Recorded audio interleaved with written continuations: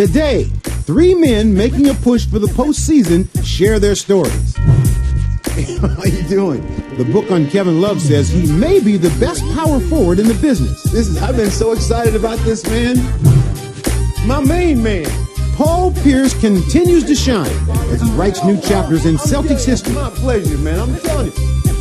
Hey, what's happening, man? And Jeremy Lin is living the most improbable of rags to riches tales. How you doing? Good? Yeah, good, man. All right, man. How you doing? Good. Are you mic'd already? It's all next on One-on-One with Ahmad Rashad. I think they turned it. Ready?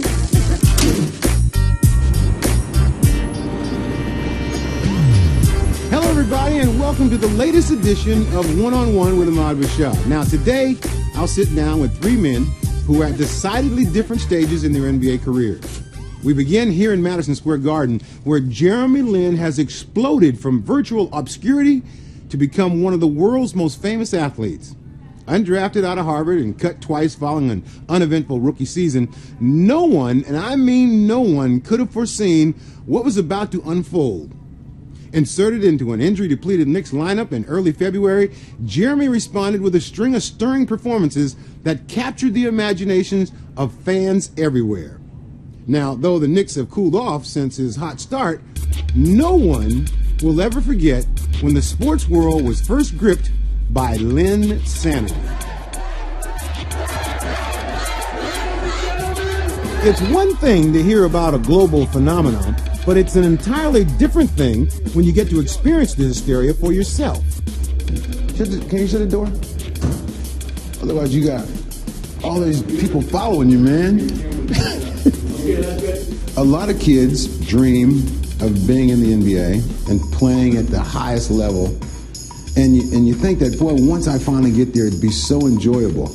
But I don't know anybody that's been in a situation like yours where finally you get here, you get a chance to play, and man, the whole world blows up. Lin penetrates, left hand by Jefferson, reverse layup, good, and he's fouled. Jeremy Lin, Linsanity in New York City. Is there any way to describe the instant fame and popularity that you suddenly had?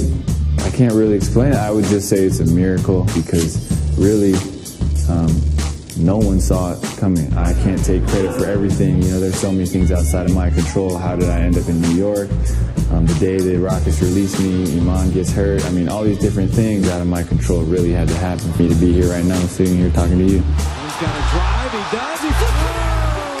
As a rookie last season in Golden State, Jeremy was a seldom used bench player. He also did little in brief stops in Houston and the D-League to suggest he would make the impact he did when he was finally given his opportunity in New York. He is the new starting point guard of the Knicks. Lin likes the open floor, spinning, puts it up, and banks it in. Yeah, sensational play from Jeremy Lin. 5, 4, Lin for the win. Got it. Get out of his way. Linsanity does it again. What's the little thing you guys go through before you go out on the court before the game? That's yeah, you and Landon. Stanford and Harvard, but it doesn't look like Stanford and Harvard. This is a fun little thing that we like to do, a little secret handshake just to spice things up a little bit, and you know we give each other a couple high fives and you know kind of play on the fact that we went to Harvard and Stanford. A lot of different things that we incorporated into this handshake. Let's go. Linsanity continuing to engulf New York City and the entire sports world. The perfect situation rapidly grew into the perfect storm. Playing on one of the game's biggest stages, and for a passionate fan base, Jeremy's story seemed as if it was written for the silver screen. So if you were writing the Jeremy Lin story, what would be the title? I mean, this is a little something that, but we haven't come up with a title. What would be the title? I don't know. I'm not really sure. I like that. I don't know. I'm not really sure. Yeah, there it is. That's the title. There we go. Genius. Genius. That's what I went to Harvard for. In reality, the learning curve is steep in the NBA, even if you happen to be a graduate of Harvard University. And Lin continues to have difficulties. That's his fourth turnover.